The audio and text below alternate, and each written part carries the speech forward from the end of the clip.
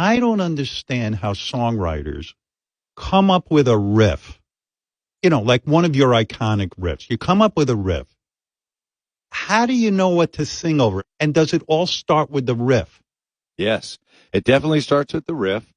For me as a vocalist, I try to insert where the guitar isn't at times. We'll do, like Sandman, for instance. Then the verse is,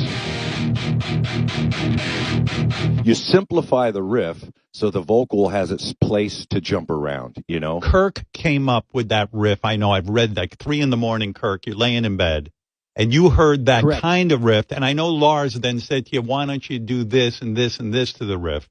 But play the original riff, Kirk, that you came up with before you even showed it to James. Literally, Howard, it was at 3 o'clock in the morning, and I played it like this.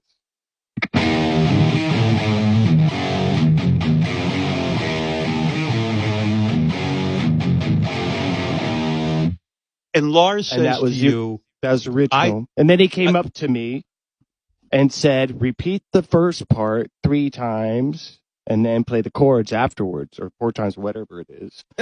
So I said, okay.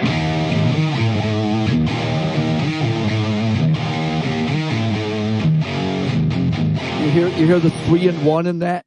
So yes. We call the back one is the tail, the front one is, whatever. Yeah. 3 repeats and then a tail. And then you have a workable riff.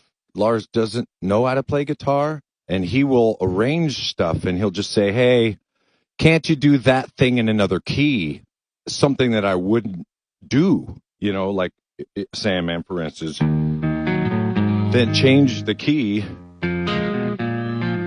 It's like, I wouldn't do that. I can't pick that. And then it'll be a challenge. It's like, okay, I can do that. So there's a lot of pushing of each other, same with like drum stuff too. Exactly, yeah. Like, James, hey, can't you do this thing there? And it's like, I would never have thought of that. And yes, I can try that.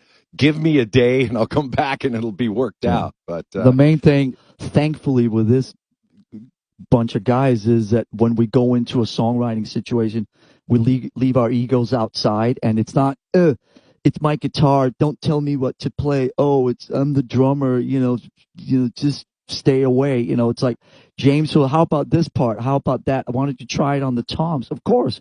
And I'll throw stuff back to James, go, why don't you try this? Try a different key.